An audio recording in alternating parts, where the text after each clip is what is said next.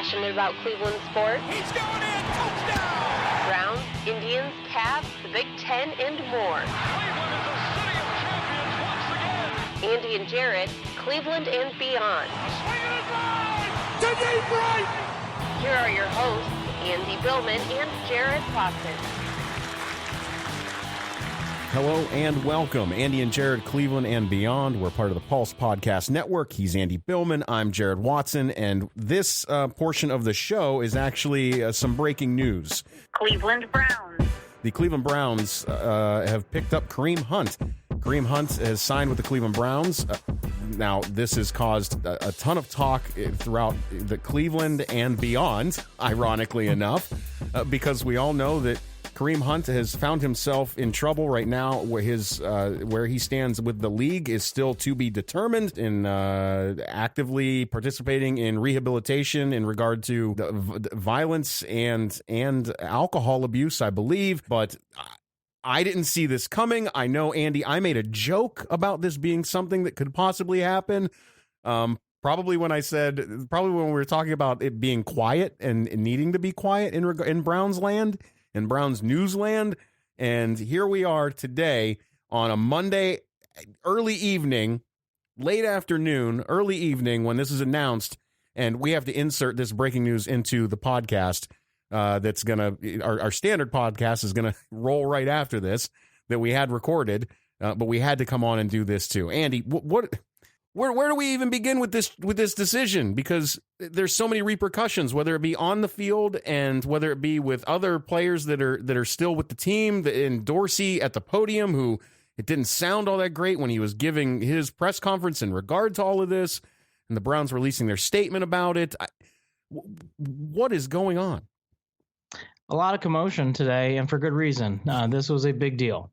This was big news, and to your point, it did go beyond the city of Cleveland today for sure. It went probably global, I dare say. You don't like to say those kind of comments, but I think it did here today with Kareem Hunt.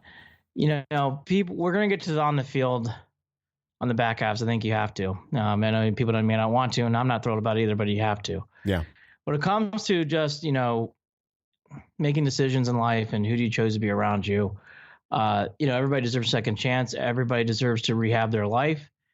I would not have made this move, and I'm not happy about this move. I would have chosen not to sign Kareem Hunt. I don't think the Browns need this. I don't want to. I just, right now, Jared, I don't like supporting guys like who've been shown on camera hitting women. I don't find that to be comfortable with me. I'm not a big fan. I'm just not a fan of it. And I think what it comes down to here today, Kareem is now going to be a Brown. He's going to play for 1 year as a restricted free agent after the year's over. If you want to talk about on the field, I'll get to that now. The move makes a lot of sense. Before we even get to the on the field, I want to lay out a little bit more on this, Andy. There are Cleveland Browns fans that are season ticket holders that will no longer be season ticket holders. We know that they're going to take a PR hit on all of this. I get what you're saying about you don't want. Look, you believe in giving someone a second chance, but why do we need to be the ones who are doing it in Cleveland? Correct. And just to let fans know, this is not something new with John Dorsey. John Dorsey took Callaway under his wing and brought Callaway in, and we all know that Callaway, where was he kicked out of? He was kicked out of Florida, exactly. Yeah, I mean, Dorsey's got a big connection here to Kareem Hunt. Well, he did it with Tyreek Hill too. And Tyreek Hill was accused of hitting his pregnant girlfriend. In college. Right. So, I mean, this is nothing new in which Browns fans shouldn't be surprised.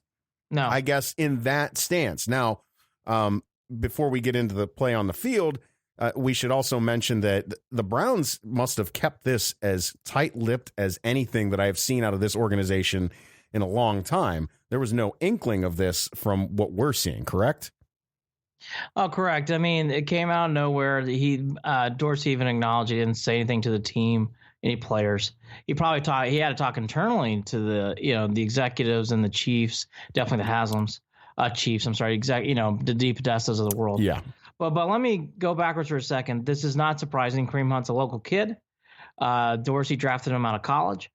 Kareem Hunt has definitely been around Cleveland, and so there's a lot of connections here.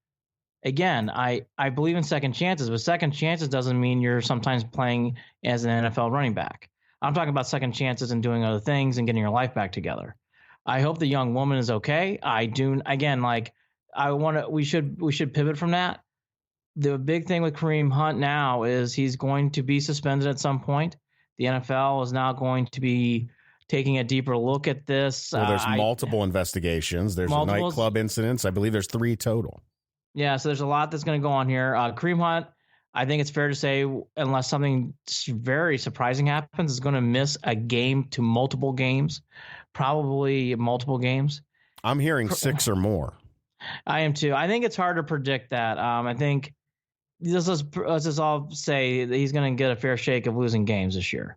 He's already lost some games from last year too, so where that Goodell lies, I'm not sure. I do hope Kareem Hunt changes as a person because that's better for society. I will always be a Browns fan, so I will support the Browns through and through. But Jared, I don't like this move, and that's where I kind of leave on it. I don't like the move. I will never like the move. I don't agree with it. I don't think it's the right move to do. But again, Dorsey kind of said it. He believes the guy is giving a second chance, so he's going to give Kareem Hunt a second chance. He does know Kareem pretty well. I think the bigger thing here is, can Kareem Hunt, you try to make everything to a positive. At least I do. So I'm going to try to be the voice of some positive reason here. Let's see if Kareem Hunt can take this opportunity and make not just himself better, but society, the female, everyone involved, better. I think that's the only way that this plays out favorably for him and for Dorsey and for the Browns. Andy, we're used to John Dorsey owning the crowd when he steps up to the podium, and it did not come off that way tonight when he addressed media members. And there were national media members there, and I didn't quite get, because it was so quiet. I was listening as I was driving back home. I was streaming it, but he was being asked by a female reporter who I believe is possibly with the NFL Network that, how are you going to reconcile all of this? Have you reached out and talked to battered women's shelters when you decided to make this decision? He was hit with the hard questions, and John Dorsey did not. He used the same answer over and over again about they did their due diligence in regard to all of this. That the young man is doing his best he clearly understands, according to John Dorsey, the repercussions of what he did, and he wants to make things better. Look, that's great, but John did not give. There was not a lot of meat and potatoes with that answer. There wasn't anything that carried a lot of weight other than, of course, he's saying that. What is he going to say? He didn't do his due diligence? Is he going to say he's not a kid who's trying to better his life? Like, what do you expect? Right. And again, he deserved to get hammered today. This is not a positive move. So you're going to get hammered today. And I think that's the other part of this here that I have not done. We need to pause on here. There's going to be a lot of commotion for this now, and this is going to carry for a while. This is not going to go away. No.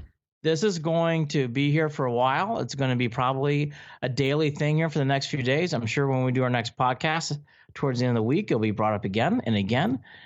This is going to be a bigger story here. Why this was, that's another reason why.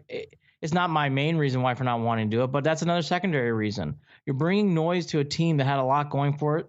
You didn't really need a running back like this. Positive. Right, exactly. And again, like, you've gone through a lot as a team, and you still have you have a long ways to go, and you're going to bring this to the added element table. And again, you're naive if anybody thinks out there this is going to be 8 games he plays and that's it. There's going to be a lot of in between here. Kareem Hunt's going to have to do some interviews. Kareem Hunt's going to have to do some public PR. Kareem Hunt's got a lot to do here publicly before he even steps on the field to give some sort of positivity about him being in Cleveland and being on the team. Jumping off of talking about Kareem Hunt briefly, because there was something that John Dorsey responded to a question that really I didn't see coming, and I didn't see the answer coming as it came out. John was asked about whether this means that Duke Johnson is now expendable. And that, in my mind, I thought right off the bat that John would have said, no, absolutely not. Because how could you look at this as that when you don't know if this guy's how long he's going to be suspended? You don't know if it's going to pan out. So why wouldn't you just say no? And John hesitated to answer that question and then kind of waffled on it, and he said, no, it doesn't make him expendable yet. Yeah. What are we doing about with Duke Johnson? Really? I mean, I feel like in a sense he was kind of left out to dry tonight, and that tells me Duke, he's gone at some point. Yeah, Duke did not come off favorably in his press conference. That last question was one of the first signs that I saw. I'm like, well, he wasn't exactly from his answer about Duke, because when you say the word yet, sounds like that he's been contemplating this. Sounds like that he's been thinking about where does Duke Johnson fit down the road on this team. Well, so, Kareem Hunt can catch the ball as a running back out of the back. I mean, right? He absolutely can. He absolutely can. So look, it's the same style as what we were hoping to get out of Duke. And look, again, there's a whole lot of commotion with this signing, and that answer in the end has nothing to do with off the field. That's on the field, and that's going to be brought up by someone. When you hear something like, hey, Duke Johnson, he's not expendable yet, does that mean he was thought about to maybe be expendable after today? Because it sounds like that he might have been expendable. So that's another thing that goes on to this too. Look, I'll go on the field real quickly because that's what that's football. Right. When it comes on the field stuff, look, Kareem Hunt's an excellent player. He's athletic. He's quick. He makes moves. He's great in space. Yeah, top 5 running back possibly. I mean, he makes the team so much better. I'm not naive. It doesn't mean that you're going to feel good about it. It doesn't mean you think it's the right move. And when it comes to Duke Johnson, if I'm, outside of fan bases and people like myself who didn't like the signing today, Duke Johnson, it's a rough day. That was a tough cup of coffee after Dorsey spoke. I would not be thrilled if I were Duke Johnson after that presser, hearing that he's not expendable yet. I think that what I would look for in this case is the next time John's asked these questions or anybody's asked these questions in regard to Duke, he'll be given a chance to clarify. And if he doesn't, then that's your answer. That's your answer, because I don't think that the way he responded to that question can be ignored either. No, again, for on the field stuff, that last question said a lot about on the field, and it wasn't all about Kareem Hunt. I mean, that did not come off as a confident. That answer was not how much I appreciate and respect Duke Johnson and he's going to be here. That was like, well, he's not expendable yet. So we'll see what happens. I mean, all in all, Jared, again, I'm going to rephrase this. I've already made my feelings known about the signing, but this is going to not go away. There's going to be a lot more of this to come. I think you're going to hear a lot about this for the next 48 to 72 hours. The Browns, I will say this too. The Browns have now, I can say this confidently. The Browns have had a hard time avoiding these kind of news cycles. They always seem to be in these news cycles. I think sometimes it's for the good. I think in this case, it is not for the good. And the Browns have had a hard time avoiding it, Jared, and they are in one of these news cycles again. And they have always been in the news. They have always get talked about. And again, on a week where I thought it would be pretty quiet, or at least it should be going into the weeks to come, going into free agency, is not the case now. The Browns will be talking a lot before free agency starts. They have a lot to do. They have a lot to discuss and a lot to talk about here on the radio waves, television wise, and everywhere else. Well, I hope everybody stays tuned for the rest of this show coming up right after we break away from this breaking news that we've inserted at the top of the podcast, because we've got plenty more to say as well. And I also don't want people to forget that I told Hayden today, Hayden Grove of Cleveland.com, oh, yeah, we wanted to talk Indians and Cavs, but I have a feeling we're going to want to get the vibe on the street in Cleveland and what the fans are saying in regard to this move. Hayden went live on Facebook today, and I didn't get to catch some of the comments that he was responding to, but I'm sure that he's got an earful in regard to what fans think, and we'll see what his thoughts are coming up in a couple of days too. Yeah, I think what people need to really do here, if you're a Browns fan like Jared and I are, and probably many of you are out there listening, you need to really watch Twitter, really keep on it. I think there's going to be more to come on this. Do not be surprised if more stories come out about Kareem Hunt. I think that always comes in signings like this. I think that'll be to come too. I would not be surprised if you see some back and forth between agents making statements and stuff like that. I think that all could come in the next few days and weeks, because this kind of noise is a loud thunderstrike. It's made a lot of buzz. It's made a lot of people give real emotions here. And I think there's a lot to digest today. And, I've seen people from Respiner comment. I've seen other players comment on this, former and current players comment.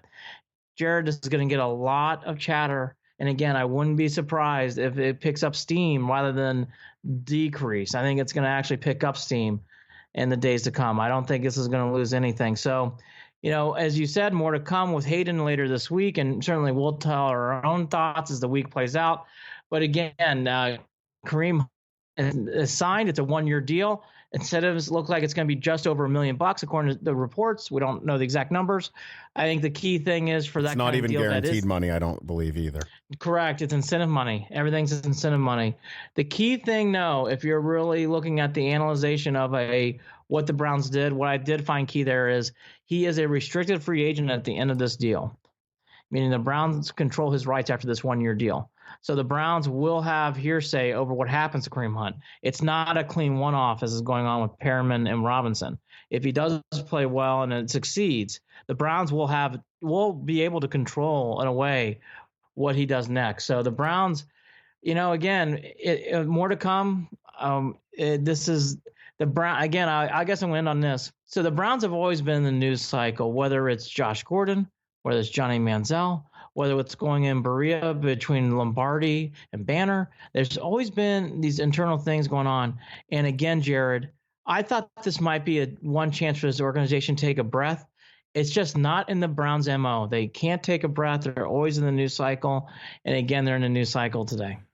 Well, there it is. This is only the first day, Chapter 1 in the Kareem Hunt and Cleveland Browns saga. Stay tuned to Andy and Jared, Cleveland and Beyond. He's Andy Billman. I'm Jared Watson, and you're going to hear the intro all over again because the rest of the podcast is coming up now. Take care. Passionate about Cleveland sports? He's going in. Touchdown. Browns, Indians, Cavs, the Big Ten, and more. Cleveland is a city of champions once again. Andy and Jared, Cleveland and Beyond. Swing and a drive to deep right. Here are your hosts, Andy Billman and Jared Watson. Hello and welcome to Andy and Jared, Cleveland and Beyond. The show is part of the Pulse Podcast Network. I'm Jared Watson along with Andy Billman.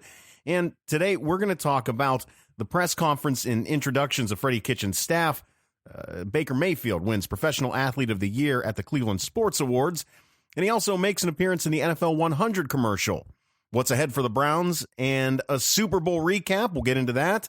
Lindor is out for 7 to 9 weeks with a right calf strain. That puts a damper on things for an already strained lineup with the Indians. And we're going to pay tribute to former Tribe manager and Hall of Famer Frank Robinson. Also, the Cavs made 2 more deals at the NBA trade deadline and a big weekend of college basketball. But first, let's hear from our friends at Thrive Fantasy. Hey everyone, this is Adam Weinstein, the founder and CEO of Thrive Fantasy. For everybody who doesn't know, we're a new daily fantasy sports platform for prop bets. So definitely would love for you guys to check it out. We actually have a $10,000 guaranteed prize pool for NFL Super Bowl on Sunday. So we definitely have a lot of value and opportunity for you to make some money. Check out our deposit bonuses and matches via Celtics Pulse, and we'd love to see you on our app. So obviously, Thrive is a great place for daily prop bets with small wagers for big prize pools. Go to our Twitter handle at CLE and Beyond, and the link is right there on our page for you to sign up. It's quick, it's easy, doesn't take long. Andy and I are both signed up, and this weekend, Andy gave his takes on who he thought was going to win and your best bets throughout Thrive Fantasy and this college basketball weekend. All of that is posted on our blog page on clevelandandbeyond.net or andyandjared.com. Both of those landing pages take you to the same website, so check that out and get signed up again. Thrive Fantasy. Cleveland Browns. All right, let's start off with the Browns. This week, it was the big introductions. It was also a big week for Mayfield, but let's start with the coordinators. I think they made more news that's more relevant to what's going on next year. Right. Munkin was probably the more interesting name because he's the OC next year and is an offensive league right now. The big thing I think people got out of that press conference, Jared, is, and again, I talked about this last time, there's buzzwords, and there's no doubt when you hear the phrase air raid offense, your mind starts to race. Like air raid offense. Hopefully, we're going to run. What is this guy going to do? He's going to come in here and change everything. Is Nick Chubb not going to run the ball again? Are we going to have that mess? Yes, again. So that definitely took over. I will say I thought Monken came off well. I thought he came off likable. A couple of the comments I think people should realize from Monken, though, is, I think this this one line kind of sums it up. Is running the football important? Sure. Because in order to win, you have to be explosive and not turn over the ball. How do you become explosive? Space players and throwing it over their heads and throwing to intermediate pockets and running the football adds to that. End quote. That's from Monken when he's answering a question. Running the football makes that possible. It does. It does. I will say when you hear something like that, though, he definitely has passed first. Right. Now, again, let's take this in parses here. Let's take this in little parts. The Browns last year did a lot of this, what he's describing here. Yes. They just think of the quick score plays. Just think of the passes to Perryman down the sideline. Right. When Higgins was on the field, that opened things up for Landry for those intermediate passes. And Chubb's not getting 30 carries a game, and nor do we have a backup that could even supplant getting 40 carries between two guys. Right. So to think that this is all such a sort of change, well, actually, if you look at the numbers analytically, it really supports what he's already saying in that press conference this week. So I wouldn't really freak out too much. I think people make way too much of this air raid offense and that buzzword. Right. To be frankly, the Browns did a lot of open stuff. It all worked last year. And by the way, it all worked. But we all saw some very creative plays at times from Freddie Kitchens. So to think you're adding more creativity is a bad thing, I think, for people who – I didn't hear a lot of that, Jared, but I saw some of that on Twitter. I would tone that down. I think this is a good thing. You're adding more thoughts to the plate here. And again, this is not a run-first team. It won't be with Baker Mayfield. So to think that also would be naive. Baker kind of chimed in the Cleveland Sports Awards in his presser saying, I think we're going to have to convince him that him being Monken, ways to hand off the ball to Chubb. When you hear something like that, if you watch Baker's face, he was a wry smile. It was tongue-in-cheek humor. Right. But again, you always take a little grain of something, right? So even he's wondering, hey, hopefully Chubb gets the ball at some point. So we just don't want this to become a air raid 100. Well, we know at the end of the day that Freddie's running the offense, right? At least the plays are run through. Freddie's the one calling the plays, right? So maybe his influence will trend up to Freddie, and they'll do more of those air raid style things. I don't know. You said it off the bat too. It's not going to be a big deviation from what they were already trying to do anyways. They were going over the top a lot on good occasions. It was timing, and they used it in good spots during the game, and it enabled them to score quick, to punch teams in the mouth a little bit, or to get themselves back in the game. So right. I'm not panicking, Andy. No. I think people read, again, it's a buzz phrase, air raid offense, and people automatically jump off the cliff mentally. And again, I think even Baker Mayfield, he didn't jump off the cliff at all. I think he actually likes Monken a lot from what I can tell. But even he to say that statement, again, it's tongue-in-cheek. It was definitely lighthearted. He didn't mean anything by it.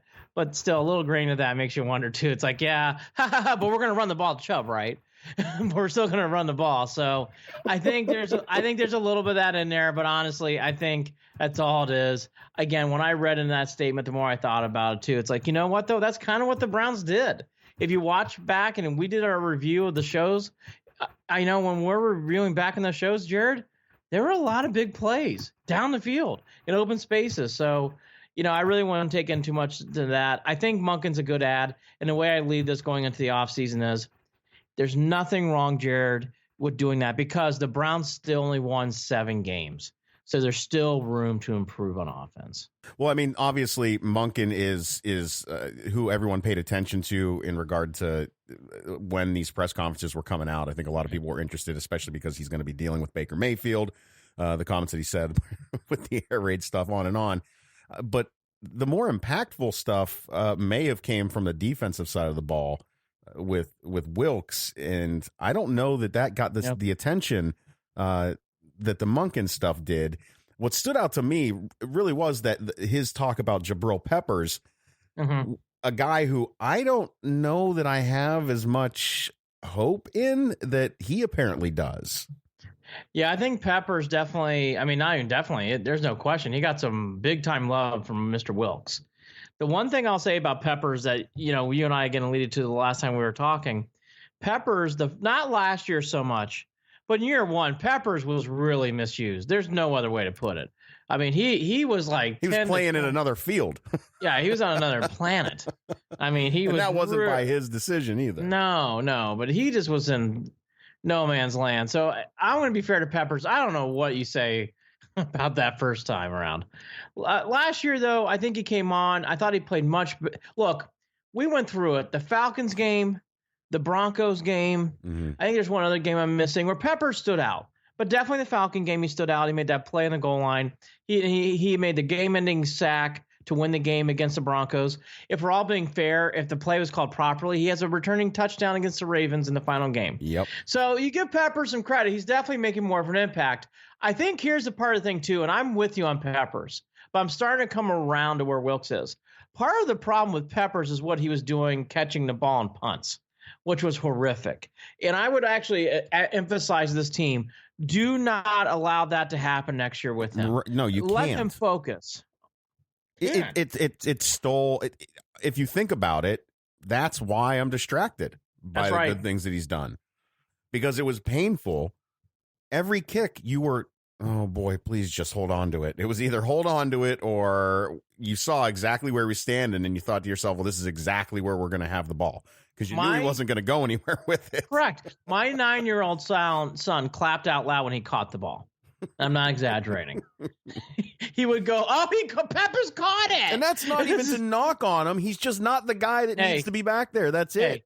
There's a difference between Metcalf returning punts and he fumbles, and it's one, but Peppers wasn't catching the ball.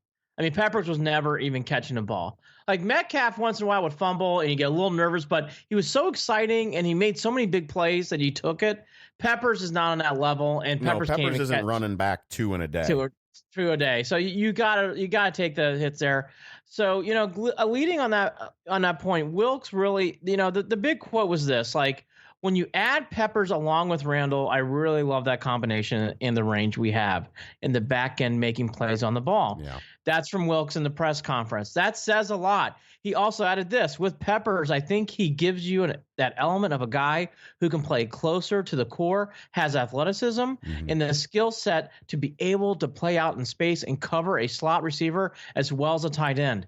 When I was watching Peppers, to be honest, Jared, I know he was doing those things in the secondary that he's just describing. I didn't see a lot of that from Peppers. In fact, Peppers, the thing is with Peppers Jamie Collins, there's a good comparison. Jamie Collins, I think we just saw him missing plays. Or Joe Schobert towards the end of the year, Joe had a great first half, but after the injury, Joe was just missing plays. Peppers just was missing. Well, when he when he's in the spot, he makes his presence felt every single time. You're right. Yeah, so I think Wilkes has some good points here. I'm glad to hear him elaborate there on Peppers. I think it's good for Peppers. I just hope Peppers becomes that focus, and that's that. No more special teams for Peppers. Let Cowboy do that stuff. Cowboy was wonderful at the end of the year returning kicks, and that's what should be done there. Wilkes also made a mention too about Myles Garrett, where he loves his play. He's definitely a Pro Bowler, but he hinted that he thinks he could take another level even and go to this, I would say, game changer, where I think if we're being fair to Myles Garrett, he isn't that guy yet. He hasn't made those Lawrence Taylor, J.J. Watt that we've seen in the past kind of plays, Ed Reed kind of plays in the past. There are people that are going to be pissed at you when they hear this, but you've stood by this statement throughout the year anyways, and I'm starting to understand it now a little bit more too, Andy. You're right. He's a great player. There's nothing wrong with the guy. He's a great player. When you just watch him play, there's another level. And he's not that level yet. And that's okay. He's still a great player. He's a wonderful player. There's nothing wrong with him. You just know when you watch some of these other defensive players, Von Miller's another good example. Von is at a different level right now than Myles, and that's okay. But he is. Von's just that elite. Well, Myles Garrett's just very good to great, and that's okay. It's not bad. It's just being truthful. Andy, what I noticed that teams took advantage of, and one of the reasons why the Browns struggled against the run game is They took advantage of Miles over pursuit. It was quarterback or nothing throughout the entire season. And teams would, especially the Raiders and Marshawn, they went to that left side. Yes. They went to that left side, and there was always a gaping hole on Texans that left side. Texans game too. Yeah, I mean, that's and it was running back north, Myles Garrett south. And that's all it was. It was. And Wilkes made a note in his press conference. He thinks Myles Garrett was actually a big strength in the run game. So, you can take that for what it's worth. But all we're trying to say here is we all love Myles Garrett. I love the guy. There's still some room to improve. Not a lot, but there's a little room to improve where he can become that much of an elite player in the league. Listen to us, snotty, snooty New Browns fans with our talking elite players now. Isn't that nice though? I'm happy that we're having this. Yeah. Wilkes hinted at it. Yeah. So you know what? Don't hate it. Don't hate the messenger. No, it's just I'm glad that we can have this conversation, Andy. We're not talking about who we gonna draft at 1 next year. I agree. We're talking about good, great to elite, about a guy who was a starter in the Pro Bowl. That's what we're talking about as Browns fans right now. So I agree. And again, love Myles Garrett. Yeah. I'll repeat this one last time. I love Myles Garrett. He is very good to great. There is one more level he can get to. That's that Von Miller, J.J. Watt level, and he's not there yet. He's close. And Wilkes kind of hinted at that during the press conference. He could get that good, and if he gets that good, my gosh, watch out. So, all right. So that to be said, I don't want to harp on that. I love Myles Garrett. But that, Jared's laughing. You can't see his face in the background. But that, I felt vindicated. We didn't really get to talk about this offline. I did feel vindicated when I heard that. So anyways, all right, enough about that. So Wilkes, I think the other thing about Wilkes, though, that really came off that I do want to hit on is nothing tangible, they said, or really comes down to breaking down something that he's going to do in the defensive schemes. Right. But here I'm saying, like, hey, the one thing I learned as a coach was learning what I need to bring as an assistant to help the head coach. Jared, when you hear something like that, even from a guy is probably already thinking that, but for him to say it and make a point to say it the way he did, I think goes a long way. And it was a really good sign. I was blown away by Wilkes. Not blown. I was blown away. I thought Wilkes came off very good in the press conference. Andy, anytime I've ever worked anywhere at a job, you knew who the good leaders were because they were the guys that might have been working in a section, or in a certain area, or they had their specialty. But those guys or girls never hesitated to reach over and help out in other areas to make other people better, to help them out. And that's exactly what this statement means to me when I hear that, is that this guy knows how to lead. Yes. Knows that it's going to take more than just him focusing solely on the defense and staying in his lane to help make this team get great and become, the perennial playoff team that we hope they can become. That's how I look at that. Well said. So Wilkes came off good. It came off very good. Monken came off good as well. I wouldn't get too worried about the air raid offense buzzword. Again, if you really look back at it, it kind of is how the Browns played anyways.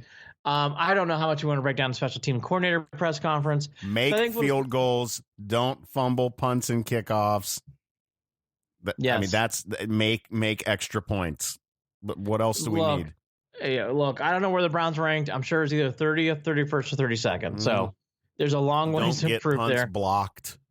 And key spots blocked. Yes. We can go. Look, we've already made our point about special teams. They need to restart, and they will, and hopefully it'll get better from there. Baker Mayfield wins the Cleveland Sports Awards for Professional Athlete of the Year. He does not win Rookie of the Year, so why don't we start there first? Because that's obviously the bigger of the two. Yep. It's great that Baker won the Cleveland Sports Award, and I thought he was well-deserved. You could argue LeBron, but I'm not going to get to the nickels and dimes on who should have won what. There is 50-50. LeBron's an all-time great, an all-time Clevelander, but at the same time, what Baker did in the second half I thought was very magical. So let's go to the Rookie of the Year stuff. Both you and I have talked about this. I was surprised that Baker didn't win. I was not shocked. I think in a normal year, Saquon Barkley runs away with this award. And honestly, I think going into the last 4 games, you and I and almost everyone was mentioning Baker's playing better, but really this is Saquon Barkley's award. And then Baker just exploded the last 4 games, and the rest is history. But he should have won the award because of that, but he didn't. Again, I think he should have won it. I thought he outplayed Saquon Barkley. I thought he actually was the better MVPs. He made his team better and brought more wins to the table. With that said, again, I'm not going to go hating on Saquon Barkley because no. in a normal year, Saquon Barkley is a runaway winner in this award. Andy, first of all, the fan vote one, I'm not worried about that. I don't care. I never expect anything. I don't expect national fans to get it ever. So that's that. That award's that award. The other one, the real one, there's like 3 of these damn awards, and Baker did win one of them. I think he got one of them. Whatever. He got one of them. But the AP's the big one. The AP's the big one. Right. So the AP one. All right, here we go. No, it doesn't eat at me. No, it's not going to stay with me. Apparently, it's going to stay with Baker, as that chip on his shoulder. Fine. If you want another reason to want to go out there and prove yourself, go for it. I agree. It's ridiculous that he didn't win it because of those intangibles, because of the leadership, because of the changing the culture of a team that has been in the dumps for 19 years. Right. That stuff cannot be measured, right? It cannot be measured. Right. From the moment he stepped on the field, it was electric, and you knew it. The other issue is that I've talked about in the past, running backs, a rookie running back can be the best running back in the league on a regular basis, right? On a regular basis. That's a thing that can happen. You run the ball, boom, got it. Fresh legs, fresh young legs, best running back in the league, got it. Right. You're never going to have a rookie quarterback who's the best quarterback in the league ever. Will not. I mean, you almost did with Holmes or with what's his face? Oh my God, with Holmes. Yes. So anyways, Mahomes. Jeez, what the hell was that? My brain went stupid for a minute. Patrick Mahomes. What is wrong with me? Yeah, I think your guy's got 3 papers due tonight. Holmes. So, I'm talking Holmes. What is that? So anyways, I do have homework I got to do. So, the fact that Baker had broke the rookie record for touchdown passes as well. I mean, look, in my opinion, those things are what sets him apart from Saquon. Am I trying to take anything away from him? No, not at all. No, not at all. I guess the big thing here is I thought some of the remarks went too strong. Saquon had a hell of a year. Cleveland Twitter was kind of awful about it. It was kind of over the top there. But to say Baker deserved the award over Barkley is one thing. I'm with everyone there. But to say it's crazy or that's, hey, guys, look, Saquon Barkley had a pretty good year. Yeah. And again, up until week 12, it really wasn't close. It was more Saquon Barkley and just play out the string. Again, none of us knew what Mayfield was going to do at the end of the year. He ended the year with a earthquake of a thunder. So that's that. I do agree with you. I think it plays a little bit of motivation. Baker kind of hinted at the sports awards, so let that be what it is. I think the bigger thing here, though, is in the meaning behind it is the NFL 100 commercial.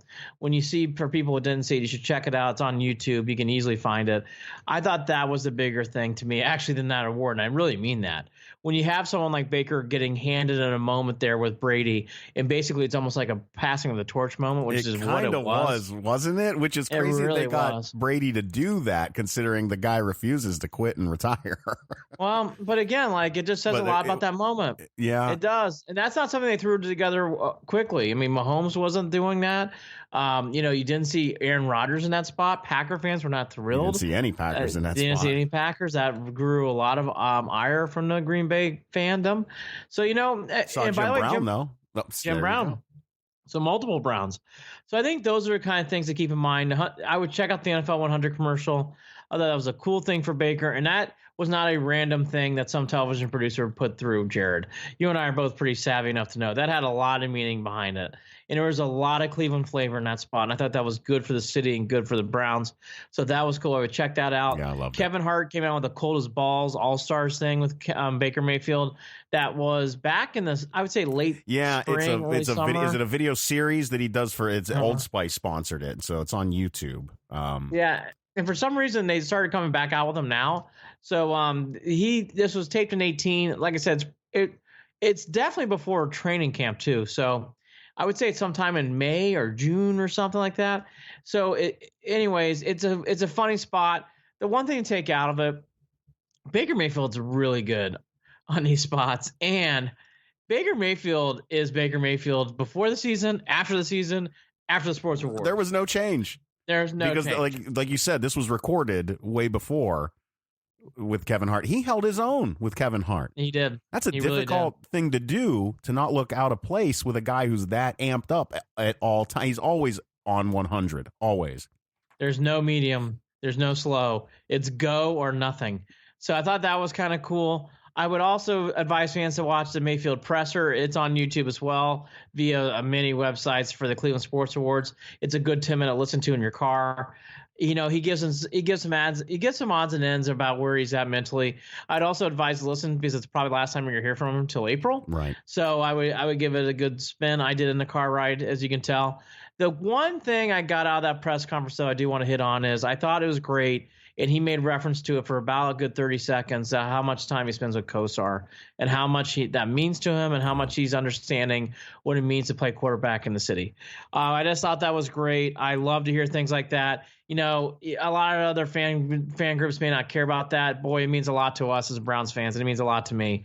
Kosar is one of our guys. He's definitely my idol growing up. And to hear that to a guy who's successful, who's from Cleveland, giving him pointers, and Baker wanted not only, you know, take those calls, but give calls back to Bernie and hang out with him. I thought it was cool. I thought that was a really good sign. Well, I love that stuff. And over the past few years, there's been a sort of contentious relationship between the Browns organization and Bernie Kosar, which really, really aggravated all of us, I think. We want Bernie to be a part of these things.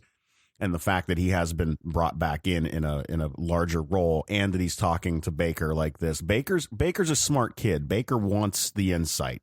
Baker wants to know more about the city, and Baker realizes, like all of us, if you ever listen to him, I mean, people outside of Cleveland might make their jokes, but if you ever listen to Bernie's football acumen is through the roof. There's not many people that know more about the quarterback position or football in general than Baker Mayfield.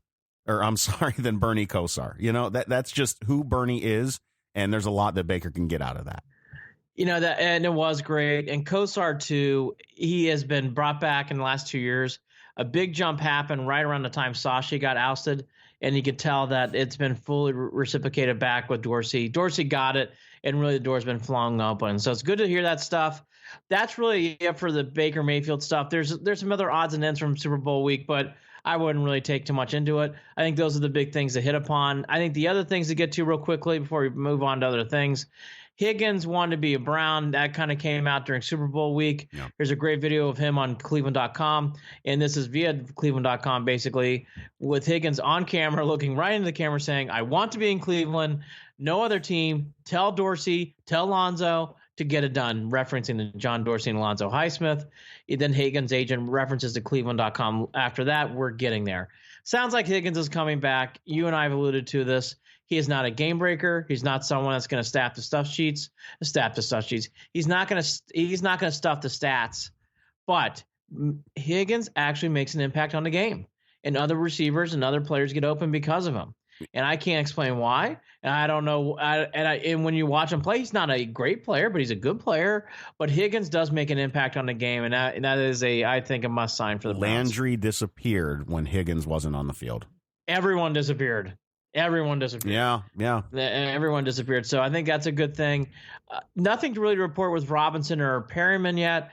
Not unusual. I mean, this is still mid-February right now. I mean, we're barely in the mid-February, so I wouldn't really look too much one way or the other with that.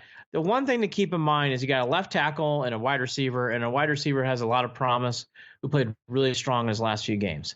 Those are positions that people will make offers to. I think Robinson and Perryman, the big things to remember, these are two guys, this is their big contracts for their career. They both played out the rookie contracts. They haven't gotten the big money yet. And Jared, this is a good chance for these two to make a good hunk of change. And they don't want to leave money out there. And they're going to take a good look at it.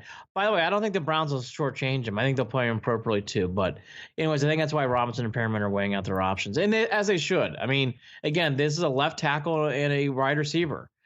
They're going to get some looks from other teams. There's no question. Wow. Let's play this game real quick. Who do you think's more important to sign? Outside of Higgins? I know, yeah, with Robinson or Perryman. Robinson. Isn't that crazy? Isn't that Not crazy? really. Well, kind of, but not really. Perriman, That whole offensive line looks so different when they finally plugged Robinson in, and we went 6, 7, 8 quarters without Baker being touched. yeah, After getting tagged repeatedly with oh goodness, who was it that was there? The young kid they were experimenting with. Harrison. I would just say this about Perriman. Perriman was good. He made some good plays. The impact that was felt with Greg Robinson was long lasting. Yeah, agreed. It changed the season. So that's why I would alleviate that. But Perriman feels like a steal too. I mean, at least he was last year. It turned his entire career around this last season. You get the feeling Perriman's got new life. So yeah, I'll be interested to see what they do. Time will tell. Dorsey's mentioned he wants not just 1, 2, he wants all 3 back. So Dorsey does not throw around comments like that either. So I think people should take that in mind. Actually, my prediction is, Jared, I bet you all 3 come back. I'd be surprised if one I've of them had leave. my arguments with at the Super Bowl party I was with. I had the argument that people want to play in Cleveland. People want to, and the argument was, well, no, not yet. Give it 3 or 4 years. Let Baker prove himself first, and then maybe people want to play in Cleveland. No, because they want to strike while the iron's hot, and Cleveland's got plenty of money to spend. There are people that are going to come and play for real, not Andre Rison style, like legit come and play. What was that other guy's name from a few I just years? want to get pissed off. Andre, which one? You want to talk about the guy from the Kansas City Chiefs? His name is escapes me. Which, by the way, it should. He did nothing. Dwayne Bowe. Oh my God, Dwayne Bowe. That was an eyesore. Highway robbery. Oh my gosh. Even Rison, I even remember Rison making a catch. I don't remember Dwayne Bowe making a catch. Anyways, he was a punk. Is he terrible? That was terrible. Anyways, let's not do that today. We can do that on another show. But anyway, so those are the things to keep an eye on. I don't think it's going to happen anytime soon. I'm going to mispronounce his last name, but Tanner Vallejo is a linebacker. He got waived by the Browns. He's already been picked up by Arizona. Just got a little bit of scuttlebutt. I wouldn't really put too much into him one way or the other. It happens in football quite a bit, but he's now no longer playing the team. But again, I don't remember him even playing this year, Jared, if I'm being fair. So even when he did play, it wasn't someone who stood out. No, no one in the linebacker position stood out very often. It was did until he got hurt, and then it changed. So. It changed, right? And Kirksey being out too, obviously, it really that was painful too. Yeah. So the other key dates to keep in mind here, going down Brown stuff. The 19th is the first day for clubs to designate a franchise tag or transition player. I don't see the Browns doing either one. The 26th through the 4th is the NFL Scouting Combine in Indianapolis. Well, that's obviously a good week. I'm sure there'll be some things that'll come up. That'll be around the time, too. Jared and I will do a look back at the Browns roster because the 13th's looming, and then by then you can get right into free agency. So for our shows, they're right around that time. I'm glad we're not measuring hand size anymore, Andy. No, measuring hand size or determining who's at these scouting, what do they call scout days for these schools? Why don't the Browns have anyone there? Oh, my God. My forehead hurt when he said that. I'm like, God, I heard that. Oh, we've got a plan. We know a better way of doing this. Remember those days? Oh my God. Ray Farmer had it all figured out. The one that really made me so upset.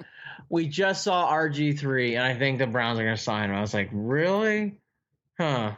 That's the one. I will never forget that whole week. I'll be for another past podcast look back. That week was just, I was so negative that week, and boy, I sadly was so right.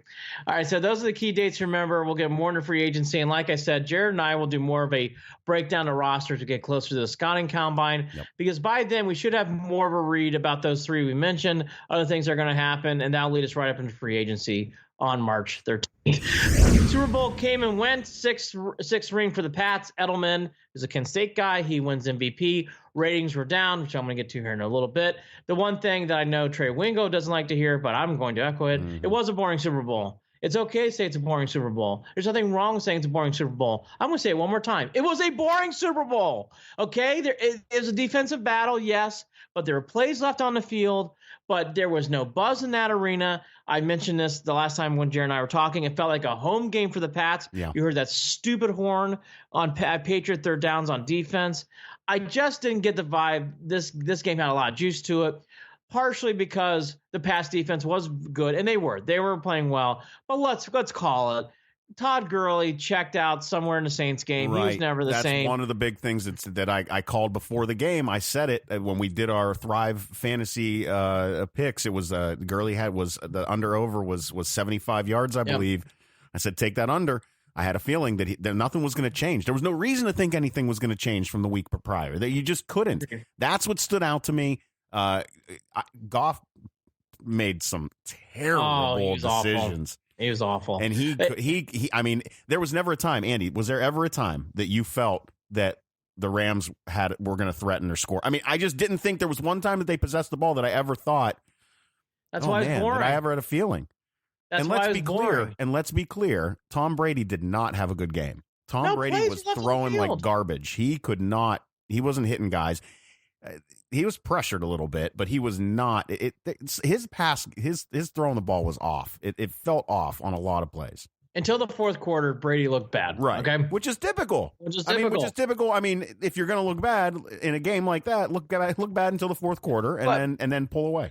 But Goff had dropped passes. Goff even admitted so much with an interview with Michael Silver later that he didn't play well. So Goff didn't play well. And you know what? I thought he did a nice job in the Saints game. But Sean McVay had a really bad Super Bowl.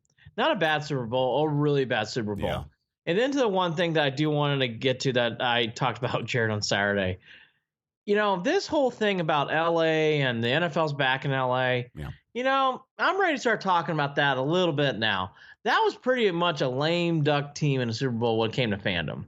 There was no buzz in that arena. Yeah. Anytime the Rams made a play, it was like golf clap at times. I'm not exaggerating. There was no big cheers. After the Rams come back to L.A., there's 3 or 4 people in the parking lot as bands pull up. You can find that video anywhere on Twitter. Look, the NFL, it's shameful what the Rams fans and the LA fan base did. That was a shameful performance. Shameful, fans. Shameful. There was no buzz. There was no irate. There was no hair pulling. I don't want to hear about LA. There was no welcome home. You tried, and we're proud of the season that you had. Nothing. Yes. And I'm going to say this. If there is ever a Chargers-Rams Super Bowl, holy cow, the NFL's got a mess on its hands. You buying $5,000 seats for that one? No, they're giving them away. And again, shameful how LA fans act in that game. Little to no fanfare. And this is a town that has great support for the Lakers, great support for the Dodgers, great support for the Trojans. Yeah. When UCLA Bruins are playing well in basketball, they support those Bruins. Jared, nada. Am I overplaying this? No. I felt no Rams fandom in that game at all. Because let's kick this dead horse one more time because it makes a point to do so. Imagine if this was Pat Saints. Imagine if they played the Saints. I know. How different the Super Bowl would have been. Again, a lot more fun. There would have been New Orleans fans everywhere going nuts. Just something. Embarrassing for the Rams. Again, embarrassing for LA. I don't want to hear it. I don't want to hear about it for a while. Kind of done with LA for a little bit. I don't want to hear it. Give me some Lakers scores and talk about how they got blown up by the Sixers. I don't care about any of that either. I don't care about that either. But I don't want to hear about the weirdness Rams going on with LeBron sitting 4 seats down from everybody. But you know what? The Chargers and Rams are talented teams. It's nothing that they can do as players. The players did nothing wrong here. Right. But I'm telling you, from what I saw in the Super Bowl to what we felt, you know, if we're all being fair, that Coliseum had a lot of Cowboys fans for that playoff game. Okay. And we all witnessed what happened to the Chargers this year. That was a joke at that soccer stadium. That was a joke. So for LA fans who are great fans of those sports and teams I mentioned, they have a long way to go, Jared, in football. I mean, a long way to go. Well, that was eye-opening bad. Let's just hope that they don't get back. I guess that's the only way around it, right? You know, I don't care either way. It's like, by the way, I hope they do when they play the Browns. It's like, we're going to steamroll this Super Bowl. So could you believe? You know how many Browns fans do you know how many Browns fans there will be? It's going to feel like the fall. It's going to feel like Thanksgiving. I mean, it's going to be that kind of setting. So anyways, I don't want to go too much more on that, but I did feel that throughout the game. Yeah. And again, last time, it's okay to say the Super Bowl was boring. It was a boring Super Bowl, and ratings provided that as well. Ratings were down, and not just down a little bit, significantly down. It's So almost like those who get mad about you being upset that it was boring are like, do you not know how grateful you should be? It's that you're blessed to have a Super Bowl to watch it all. I know. Well, that's why I stopped watching the Oscars. That's why I stopped watching this other stuff. You're getting angry and upset. Fine. I'm allowed to say it's a boring Final Four. I'm allowed to say it's a boring. Okay, here's another one. Dodgers, Red Sox, except for games 4 and 5, was pretty boring World Series. Okay. Yeah. Oh. Yeah, all right. So Boston, LA, unless it's Lakers, Celtics, exit stage right. You're not meant for anything else, okay? Boston, LA does not generate what I thought I was going to generate. We've had 2 events now. We've had 2, and I haven't seen a damn thing when it comes to energy or vibe, okay? So let's bring Cleveland. Let's bring some other Midwest towns. Let's bring some South. Let's bring some other things. So I'm good with that. All right, I don't want to get too much of a tangent on that. I'm getting fired up here late on Sunday, but I just had to get that out. Now, speaking about getting fired up, this Jared knows where this is going. No, So we're done with football. Let's now go to the Tribe. Cleveland Indians. Look, there's nothing that says anything more than injuries in spring training and overreaction. I hear it all the time with Yankee fans. I certainly hear it with Mets fans. So I don't want to be that fan today. But I must say, when I heard Frankie Lindor is out 7 to 9 weeks with the right calf strain, I'm not worried about Frankie.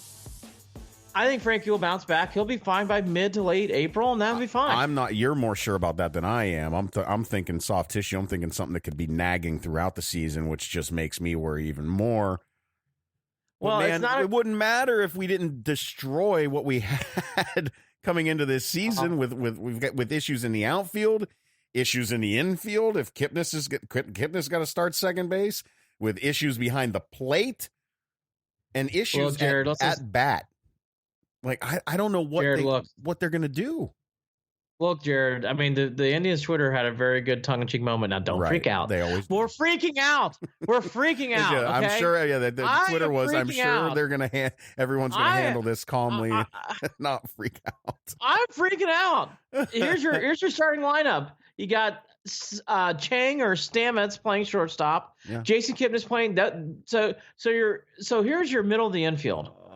Roberto Perez, Lindor, Kipnis, Leonis Martin.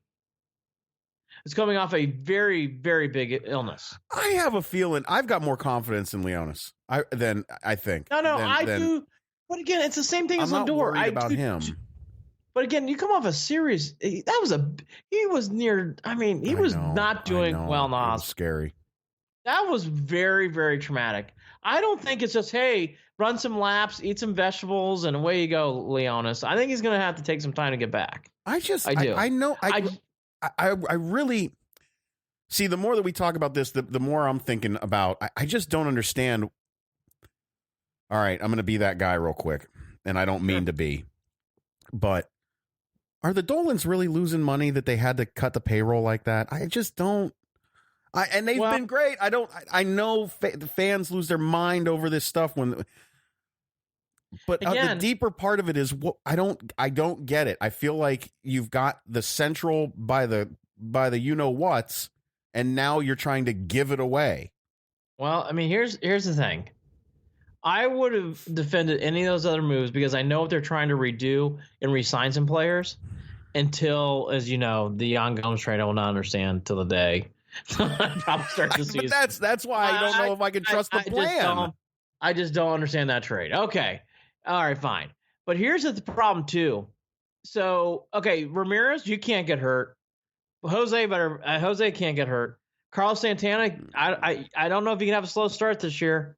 Bowers, I know you didn't play well in the second half of the year. Can't afford that at first base. I mean, everybody now has to play a level above because the other thing, too, that you and I alluded to in previous podcasts back in the fall, you know, Bradley Zimmer's coming off a major injury. He's not coming back. He's not starting the season. So, I mean, this team is a walking wounded bunch, and it's not even February 12th yet. You can be nervous. I'm sorry. It's okay. And I have no idea what their identity is going to be, and it's something that they're going to have to figure out over the period of the first 45 games. Pitching. And Jared, that's the one. Okay, that's why I'm not jumping off the cliff, because their pitching is that damn good. Okay, and their pitching and their starting rotation is one of the best in baseball, and it's hard to say otherwise. I like the Brad Hand move. I like Simber. Yeah. I like bringing Ollie Perez back. We'll get to the Wilson signing, which I think, again, not a big deal, but I think it's a little thing. It's a little chip. I like that Salazar's coming back. Yeah. I like these little pockets and pieces here that can make a good bullpen along with your starting rotation. They're going to have to rely on that a lot because, there's going to be a lot of 3-1, 3-2, 4-2, 3-2 games to start the year. I mean, I just think there will be. I don't know. Let's get into it. This is the first year in a while where I've been a little down. I don't know. I wasn't this way. Andy, what was I felt that 3 months ago, I wasn't worried at all. But over the past couple of months, as you've seen, just the moves you're right, that Gomes one is sitting terribly with me. Again, Roberto Perez plays above his head and does a great job, which, by the way, we know Roberto Perez, so he could do that. Hopefully he does. Okay, but great. Is he going to bat 175? I mean, I can't deal with that. I can't. No, it's stressing me out. The other two things, too, this is where, again, the Indians roll the dice here. They have stripped their depth. No Yandy Diaz, no Eric Gonzalez. So, all those guys are no longer here. Yeah. So you're really relying on guys. I mean, again, Chang, Stamets, Moroff. These are names you're going to get to familiar with. You familiar. You're going to hear their names Get your Moroff jersey yet? You got to figure they're going to get some sort of middle infielder. And Brett Lawrie's, I don't know. We'll see. Matt Joyce also got signed along with Alex Wilson over the weekend. Yeah. I like both those moves. Look, Joyce and Wilson, let's start with Joyce. Joyce is not going to play 122 games plus. We all know that. He's going to play about 80 games. He's not going to have a lot of at-bats. But this is a great typical signing in an outfield that needs it. So I think that's a good signing there. Wilson, I've always kind of liked from afar from the Tigers. His ERA is always right around 3.5. He knows the division. He comes in on a minor league contract. I like that signing a lot. The only other news that should be talked about is Melky Cabrera is officially not coming back. I thought there was a chance he might, but I guess he's going to go to the Pirates, so he will not have a chance to play for the Indians this year. I would keep your eye on Melky's. I thought that'd be someone they'd try to bring in. I thought they could have used a Melky Cabrera, honestly, Jared, to start the year. We thought this move would have been made a while ago, right? Yeah, I know. I don't, it's hard to determine how things get worked in those negotiations, so I don't want to speculate. But Melky won't be there either. But again, that was almost assumed by this point because someone like that who would play on the team, they would have signed him much earlier than what they did today for the Pirates. So that's that. That's the Indians. You hate to really say this, but again, I'm not jumping off the cliff. I don't think we're not winning division, but it's getting razors. I guess the famous term, the margin of error for the Indians is already slimming down. It feels like they're giving the Central away. No, a slow start will have people panicky. That's all I'm saying. Are they betting on the fact that the Royals and the Twins and the White Sox aren't going to improve? We'll find out. The other thing here too to remember: 12th is when pitchers and catchers start. The 12th is in 2 days. And then on 2 days, well, for people listening, so it's on, that would be Monday, Tuesday. And then the 16th, which is, if I do my math, is Saturday. I do my calendar. Geez, I'm tired. On Saturday, February 12th is when everybody returns. So position players on Saturday, 16th. Tuesday, the 12th, pitchers and catchers. So those are the key dates. And we've been talking about this, Jared. We'll do a bigger Indians thing before we do the Browns again. So we're going to do more Indians here in the next couple of weeks to start getting ready for spring training. Yeah. And we'll give that with Hayden, probably some other people too here and there. And then we should end the Indian segment with Frank Robinson, who passed. He was the first ever black manager in Major League Baseball in 75. He was a player manager, by the way, and hit a home run, by the way, his first ever game playing in Cleveland. He did make a big significant impact in the city. There's a statue of him in front of Progressive Field, which is a great touch by the Indians. He was really well liked. I know Frank came off prickly to some other cities and towns, not in Cleveland. He was really well liked, really liked by the media, really highly thought of in this town, as he should be. He was a great manager and a great player, Hall of Famer. So sad to see him pass. And again, he made an impact on not just Cleveland, but in the game of baseball. So Frank Robinson passing at the age of 83, that happened earlier this week. You're never going to see another player manager again. I don't believe. It's just the way of the game isn't going to allow for it. It was great that we had him in Cleveland. Yes. for when he was there. And I mean, what else can you say with a guy who made the impact that he did on the game and wasn't he did it. He didn't want to highlight that portion, but it is what it is, and he helped break down barriers, whether he wanted to be that guy or not. And cheers to Frank, I guess, and cheers to you and a life well lived. Exactly. So that's where we'll leave the Indians. We'll do a deeper dive into the roster and to how things go for the Indians in the coming weeks as they start off their spring training in Goodyear. Yeah. We move on to the Cavs. Cleveland Cavaliers. Oh, let's. If you want to go into wins and losses, you're listening to the wrong podcast. It's all losses. There's really nothing to break down at this point. It's all about next year. It seems like always there's one of the Cleveland teams who has that motto. And right now the motto is definitely earned by the Cavs. Here's the things to really think about, to take in with all these trades. Burks is gone. Also, Rodney Hood is gone. I thought, before we get to Burks, it made a lot of sense anyways for Rodney Hood. Good riddance. They could have gotten rid of Rodney Hood last season. It was frustrating. Just didn't work out. Nope. Just didn't work out. I don't know how to explain other than that. Just didn't work out. Some things just don't make a lot of sense. So he goes on to Portland, and they get through all these trades. And again, the other one was for Burks. He goes to the Kings, and they get back and all this stuff. A first-round pick and a couple of second-round picks. Here and a couple of second-round picks in another trade. So they got 3 second-round picks total, 1 more first-round pick. Stockus and Baldwin, for people who were keeping track of this, they came and went too. So Stockus and Baldwin are no longer there.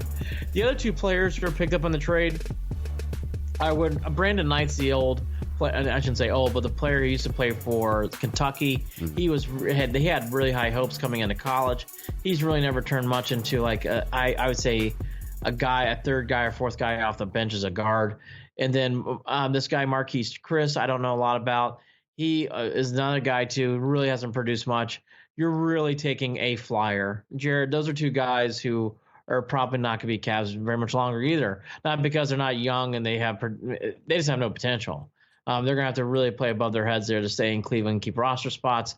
So, when you got things like that, there's more losses to come, which means a better lottery selection. The other big thing I think to talk about this week was twofold with Love, Thompson, and JR. They were not rumored to be traded. They all stayed. I think in the summer that could be a very different narrative with all 3, especially JR. I think JR, if he does not get... If JR even plays again. Yeah, I think JR is going to be dumped no matter what by the summer. I'd be surprised or hard hit to say that he's going to take a money cut to get dumped and hit free agency. I think he's just going to stay, collect his money, and get out next year. Love and Thompson, I think, will be discussed all throughout the summer for trades. I think both are very tradable. I don't think you're going to get enough for Kevin. Well, that's for another podcast. I think you're right.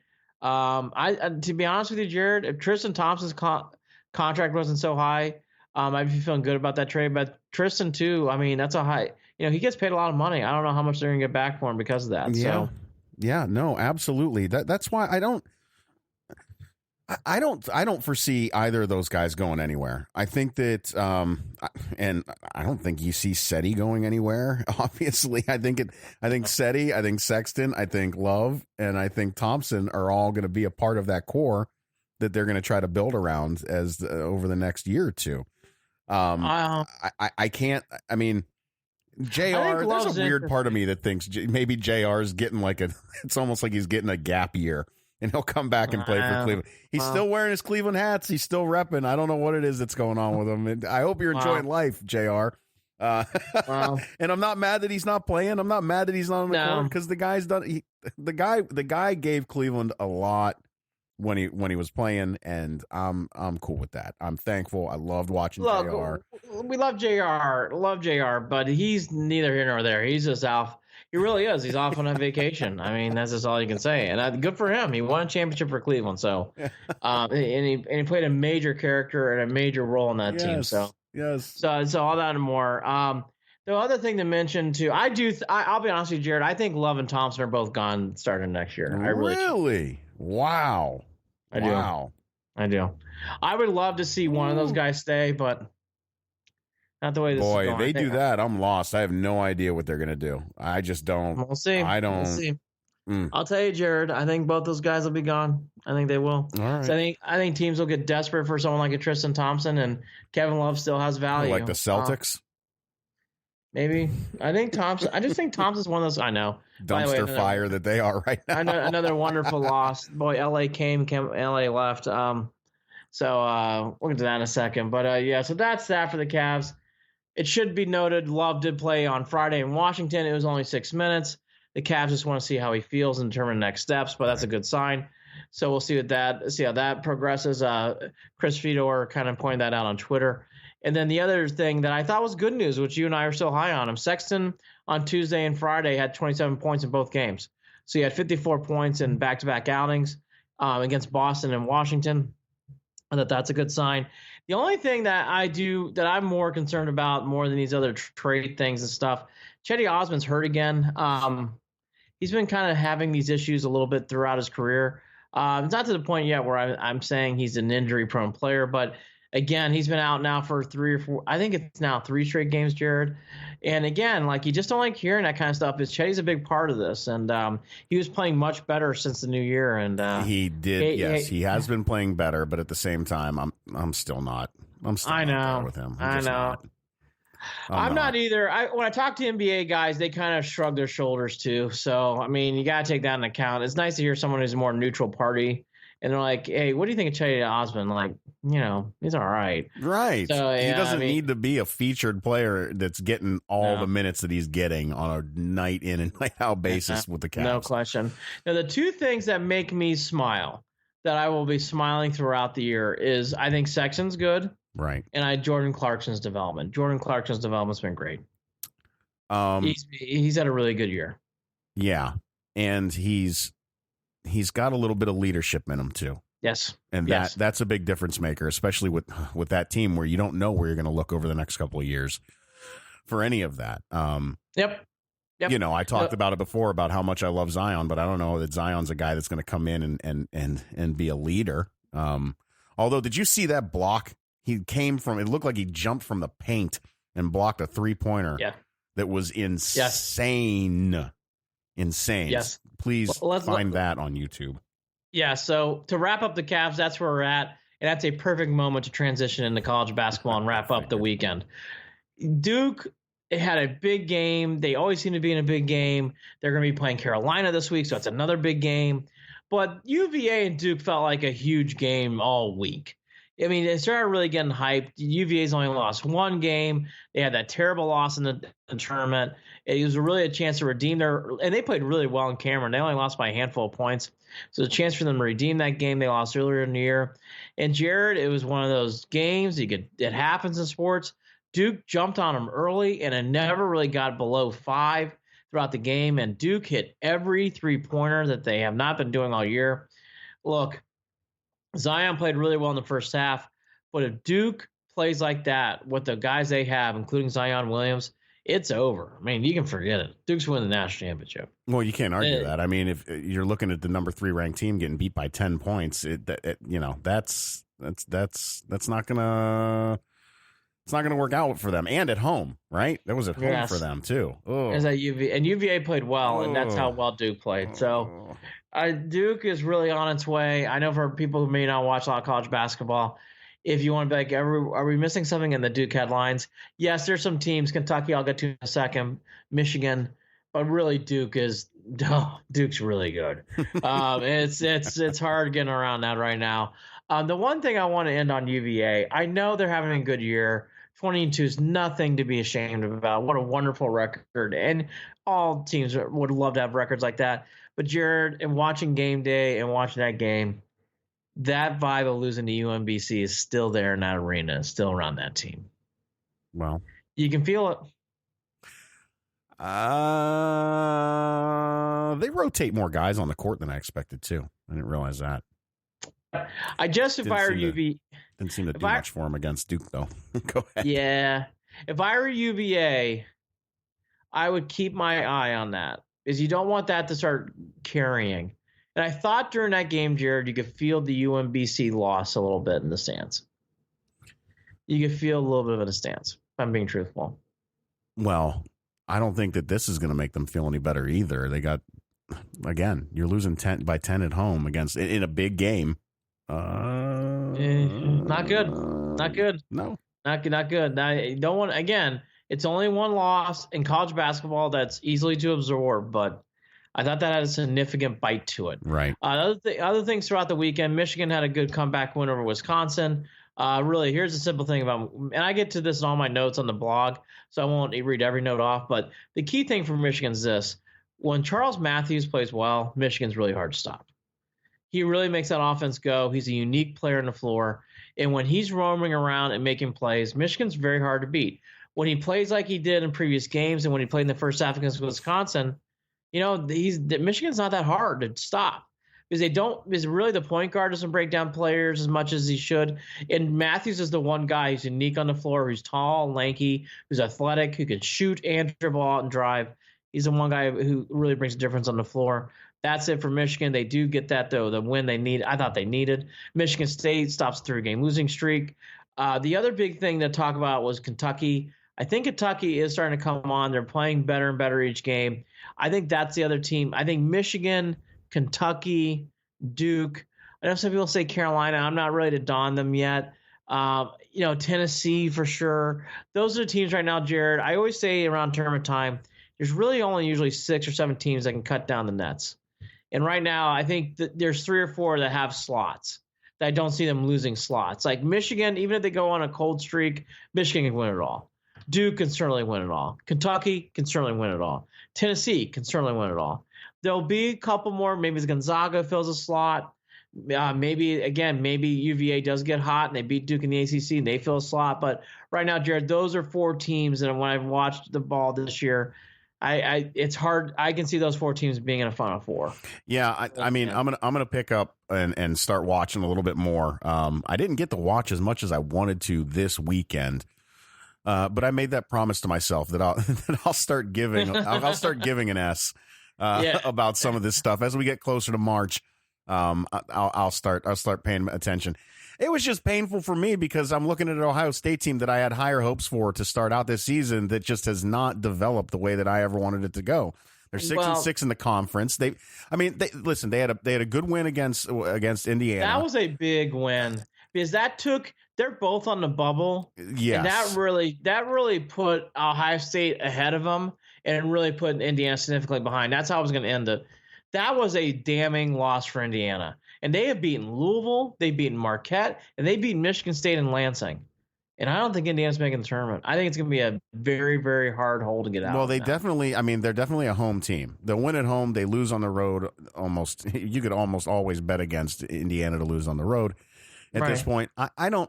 But again, I had higher hopes for the Buckeyes. And when I haven't seen any of that, I wasn't really interested. I haven't bought in. It's hard for me to. Andy, I'm just not that guy. If my team's not doing well, it's not fun for me to watch. It's just not. And I'm trying not to be that guy with college basketball, but it's frustrating. Here may be my argument for people. I find college basketball far more interesting right now than the Warriors chalk walk to the Western Conference Finals. Yeah. And then it's a great argument. Pick your hot team in the East Coast. Right now it's 70. I think Sixers are the team to beat. Maybe it's 76ers, maybe it's the Raptors, maybe you pick the Bucks, one of those 3 teams. The Celtics can't win a game right now, so I don't know how you pick them. But anyways, I went in on the Celtics actually. So that's a big win for Ohio State, even worse loss for Indiana. I think Indiana has a hard time making the big dance. They're going to have to really string together some big wins to really get in. All right, ending it on the C's on the Celtics. There's been too much damn talk if I were a Celtics fan about next year. Boston has had so many opportunities to make a significant jump and make significant bites, whether it's Golden State, whether it's the Lakers this week, whether it's other games throughout the season. And Jared, this week, said everything I needed to know, and maybe the last 2 weeks. The Golden State loss and the back-to-back losses at home to LA. Kyrie's possibly hurt for a little bit. I think the Celtics, we don't talk much about the NBA outside of the Cavs, but give me my one thought. The Celtics, to me, if I were a Celtic fan, they have actually, I think, gone backwards a little bit this year. And I think it's concerning moving forward. I don't have anything else to add. Right? I laugh anytime Kyrie's in front of a microphone. But don't you think it's time for the Celtics to start winning some of these games? Yeah, but they're not going to, Andy. And that's the thing. They don't. They're not going to. It will not happen. That is just not who they are. And all 3 games were at home. Golden State, LA Clippers, LA Lakers, all at home. All at home. They got booed off the court. They deserved it. They earned it. They blew that 20-plus point lead and got booed off the court at the end of that game. Wouldn't you? Oh, yeah, absolutely. It's trash. There's no reason for it. It's going to be interesting to see how that plays out in Boston. So next week, but it's the media's fault. It's the media's fault, Andy. Are people saying that? Jeez Louise. Who was it? I think Kyrie. Wasn't it him that said that recently?